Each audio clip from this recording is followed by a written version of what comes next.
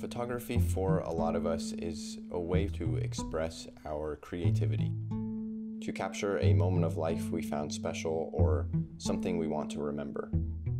And for most of us, this work is for us, the artist. We enjoy taking photos, we love to see our artwork hanging on a wall or to see a client's first impressions on a photo we took of them. But sometimes photography becomes much more than this. Sometimes it becomes a way for us to tell a very important story. Not for you, not for us as the artist, but for the world to hear about the lives of others.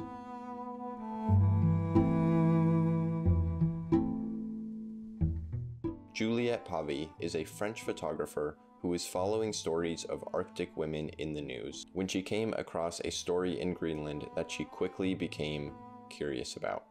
Between 1966 and 1975, Greenland Inuit women were subjected to an involuntary birth control program known as Spiral Compagnon, or the Spiral Campaign. Led by the Danish government and authorities, nearly 4,500 spirals or coils were implanted into Inuit women, some as young as 12 years old. The campaign was not made public until about 50 years later in the spring of 2022, and recent documents prove that authorities began the procedures to reduce Inuit population growth.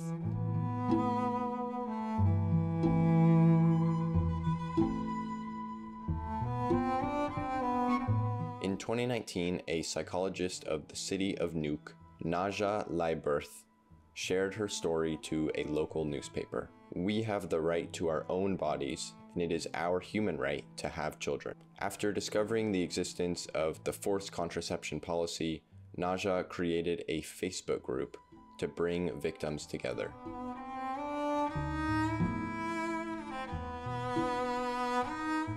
In May 2022, a Danish journalist, Celine Klint, discovered a document proving that Denmark had organized the forced contraception for Greenlandic women in the 60s and 70s. These revelations led to an official inquiry into the campaign, which started in late 2022 and will run until the end of this year, 2024.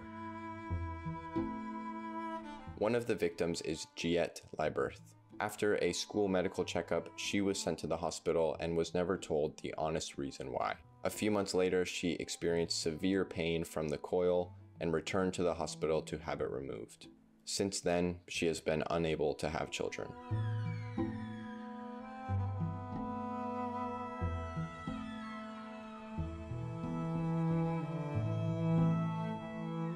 In the city of Nuuk, there are relatively few victims in comparison to the number of residents. Aviaha Siagsted, who is a gynecologist in the 1990s, believes this might be due to the mixed population of the area. Siagsted would regularly see women with fertility issues, only to discover that unknowingly to them, they had an IUD or a spiral fitted. Though it happened often, her department wrote it down to dishonest doctors and never imagined it was a political choice. For me, the crime in this is the political decision and the systemic use of prevention to reduce a population. These spirals were far too large and unsuitable for teenage girls. In addition to the pain and bleeding, sometimes these cause serious infections, causing them to be permanently sterile.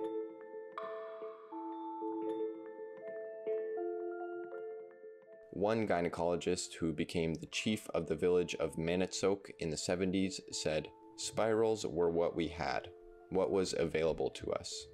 The instruction was from the Danish authority.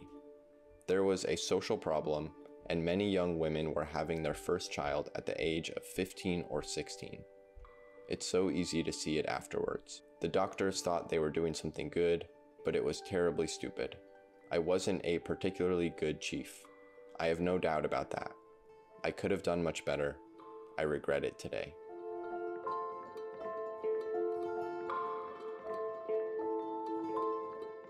The Danish politician Tine Pertu Mach is a member of the left-wing government and responsible for Arctic development issues. She is closely following the investigation and has been making it her role to remind the government that this inquiry was promised and to follow through with the timeline the task force has provided.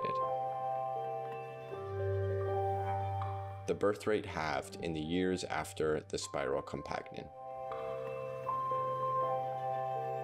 Juliette's series contains 8 images, each looking at different aspects of the campaign. Her images place the victims at the forefront and put the audience in a position to reflect on the traumas experienced by the community. These photos tell the story from work Juliette did, talking to many members of the city and capturing a photo representative of that piece of the timeline, creating a story with a very honest, intimate approach. Alongside Juliette's documentary series, an official investigation has been ongoing and is expected to conclude at the end of this year. Juliette shared, "These women have shared their trauma and story with me, and as a photojournalist, I feel it is my duty to share their story. I am happy that this nomination for the Sony Award will allow their stories to be shared more widely." Juliette was not only nominated, but was recently announced as the Photographer of the Year by the World Photography Organization. Her dedication to this project and her ability to portray a story that affects so many lives is really inspiring. And it's a great demonstration of the power of photography when it's put in the hands of someone as brave and as noble as she is. For me, and I hope for you, it's a great reminder that we can do so much more with our art than create just for us. We can tell stories and make a difference in our world. Thanks for watching, and I'll see you next week.